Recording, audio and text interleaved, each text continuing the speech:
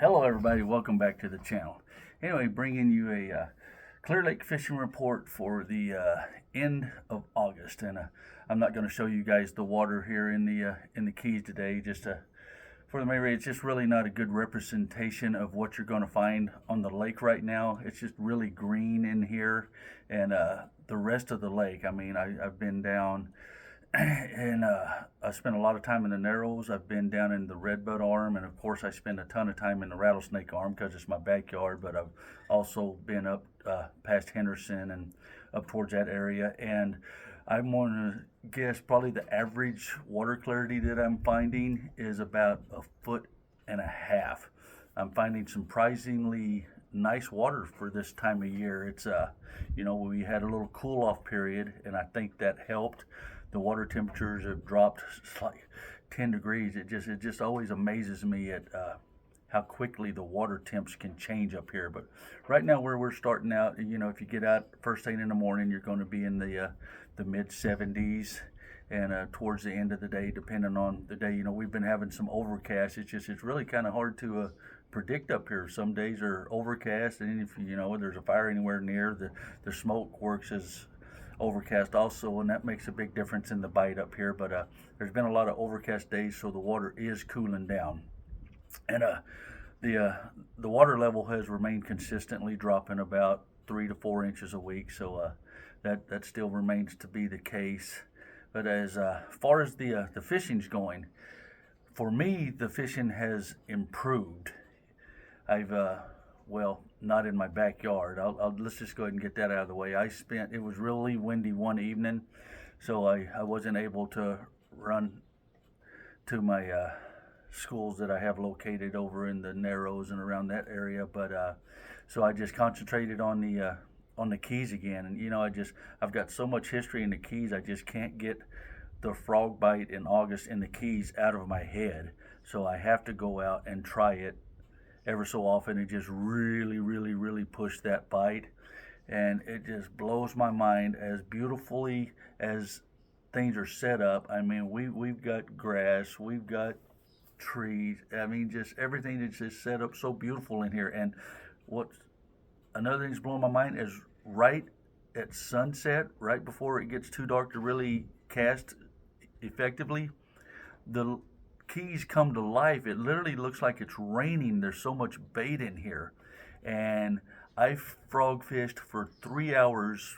It was probably on Tuesday. It might have been Wednesday. I'm not 100% sure. I can't remember. I'm old. But I never even got a single blow up. I had one bullfrog come after my frog. And I don't understand it. And I even tried flipping a little bit. I'm like, well, if they're not looking up, they're down tight to structure. But they've got to be in here, and I just can't figure them out. So if anybody out there is catching them in the Keys, please comment in the comment section and help me figure these things out. I mean, the fish should be here. It's blowing my mind. But back to where I can catch them. I'm going to say probably the number one depth where I'm having the most success is going to be in the 15-foot range. And all your finesse baits are getting bit pretty consistently. I mean, you got to have the drop shot, and you got to have the Cinco on your deck this time of year. You can throw the split shot. I've mentioned that in some of my earlier videos, and people just don't equate that technique with Clearlake. But I'm telling you, you can ask Jackson Juarez on that one. I think his personal best came on the split shot. The split shot can catch big fish this time of year just by downsizing. I don't know. The profiles of baits really make a big difference up here. We've got two different sets of fish right now, and we've even got some that are doing both. The fish are so stuffed up here right now, but we've got fish targeting crawfish, and we've got them targeting the bait fish. That's why the chatterbait's working so well, and that's why all your crawfish imitations are working so well. If you guys go watch Clearlake Fishing TV, you'll see that nice little crawdad that he's fishing. You can. There's just so many different ways to mimic a crawfish, and you get around the riprap areas, and that's definitely going to be a productive bait. But they're in the grass, they're everywhere. So if you see crawfish, slow down. I mean, the fish are going to be there. But as far as just chasing bait and looking for fish, there's just so much bait. I don't know that that's a thing this year. You know, in the past, you go and you find a big school of bait, and you know the fish up here treat that big school of bait. It's basically structure. That biomass becomes structure for them, and they camp on it, follow it, and you can figure out a way to catch them. It is interesting. The bite window here. It's this Clearlake fish is like it's tidally influenced. Sometimes I swear there's just an on and off switch, and every single fish on this lake seems to have the same timing mechanism. I mean, it's on and it's off, and it just, I don't know, I've never been able to figure it out, but that's what keeps fishing so much fun. I mean, it's keeps you having to think and keeps you having to put your work in, and it's different every single trip. But Clear Lake is definitely fishing pretty good. I've got reports of some guys catching 40 fish, and those are super reliable sources. There's just no reason for them to lie to me at all. They're giving me honest information, and I've got friends that can't buy a bite, and they're super good fishermen. And I mean, I went out 4 times this week, and 2 of those trips I really struggled because, you know, I'm trying to find different things, and a lot of times, you know, I'm spoiled. I live here, so I can just go target that big bite. I'm always trying to catch that big fish, so my deck's always covered up with baits that I think can get that giant bite. You know, I'm always hunting for that trophy fish because, I mean, I just call it deer hunting with a fishing pole. I absolutely love it. I mean, you can make 10,000 casts, and when you get that 10-pounder to finally blow up on that big lunker plunker or something, I mean, those 10,000 casts that didn't get you bit just completely disappear, and you'll remember that one bite for your entire life. And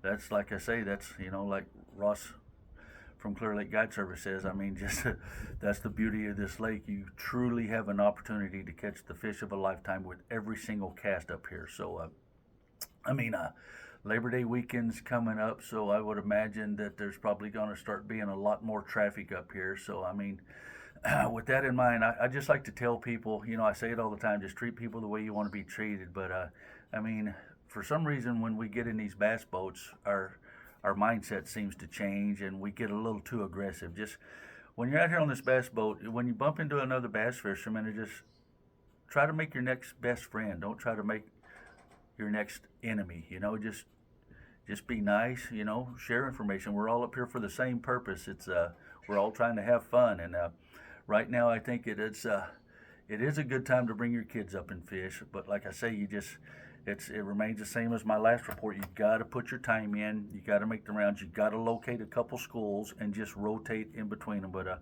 I'll give you guys a hint. I mean, if you concentrate on the narrows, you got your riprap, you got your deep water transitions, you've got some grass, you've got tulies, pretty much everything that a fish could hold up on this time of year, you're going to find in those areas. You know, just like down towards Canocti Resort, you know, and oh, I might as well, you know, just all those community holes. I don't want to give any big secrets away because the people that have got them found are just, they're being a little tight-lipped, and they want to save them, and you can't blame them for that. But just go check out all your community holes up here. I mean, they're just famous spots up here, and they're famous for a reason because they historically hold fish. So go try those areas out. I mean, you're going to have to junk fish. You'll figure it out, and when you find them, just slow down and enjoy them and put them in the rotation. But anyway, hope all is well for everyone, and as usual, treat people the way you want to be treated, and peace out.